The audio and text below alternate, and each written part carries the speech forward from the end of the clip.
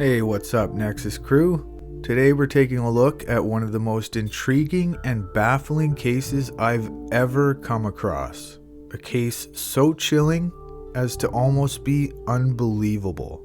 But real quick, I'd like to take a moment to thank everyone who has subscribed or even watched the content that I've been putting out. The channel has seen some explosive growth over the last couple weeks and has really put a smile on my face, so thank you.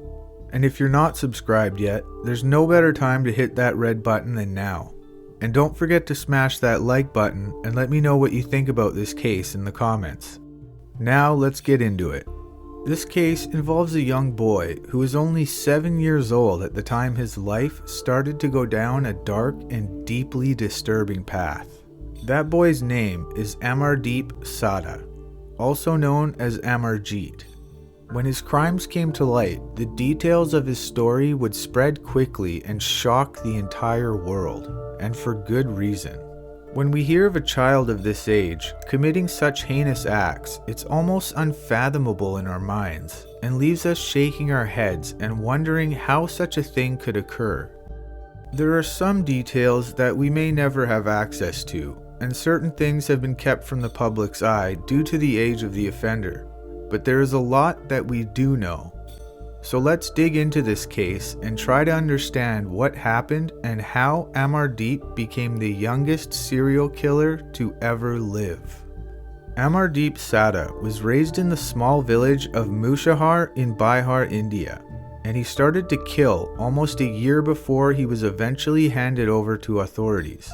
When he first began to commit these gruesome acts, he was only 7 years old. And in the span of 1 year, he would take the lives of 3 different people.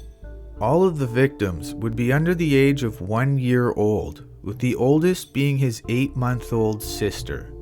Officially, it's unknown why he targeted victims of this age, but it stands to reason it was a combination of his own youth and small stature, as well as their own small size and complete inability to defend themselves. Let's pause for a moment and just imagine what you would do if you discovered your 8-year-old child was a cold-blooded serial murderer. The parental instinct that drives mothers and fathers to want to guard and protect their children is extremely real. But would it be strong enough for you to not only continue to live alongside that child and provide for them, but to help cover up the crimes? Especially considering that the killing spree started with his cousin as well as his own sister. It's hard to understand and almost unbelievable, but Amardeep's family did just that. They helped to cover up the incidents. The Sadas evidently considered this matter a family affair. It would be in direct result of this cover-up that a third victim would end up losing their life. With the first 2 murders happening in 2006, Amardeep would take the life of a third child named Khushbu in 2007. The baby's mother had left her daughter sleeping at a primary school, and when she returned, she found her missing. Amardeep had gone into the school and taken the baby away, and reportedly strangled her and bludgeoned her with a brick. Thankfully, this final murder would be his last, as when villagers began to question him about the disappearance, he was incredibly forthcoming with information, excitedly and happily admitting to taking the child and doing away with her. Even leading people to the site where the crime was committed and helping them recover the body. He was reported as saying, "I took her a touch away and killed her with a stone and buried her." He was immediately reported to police and taken into custody by local officials, where he readily admitted to the 2 other killings of his cousin and his sister a year earlier, which he had carried out in an identical manner. Chillingly, when asked by police why he had committed these crimes, he simply smiled and asked for cookies. Amardeep had no qualms about committing the grotesque act, and seemed to genuinely enjoy and take pride in what he had done. This may be due to his extremely young age and not fully comprehending the seriousness of his crimes.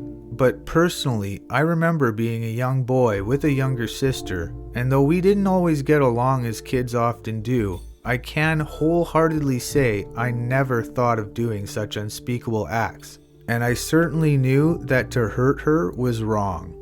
The horrific and bizarre nature of these crimes easily caught the attention of psychologists and the media. A psychoanalyst named Shamshad Hussain relayed to the media that Sada was most likely a sadist who derived pleasure from hurting other people. Whether this is a valid diagnosis of a child of such a young age is debatable.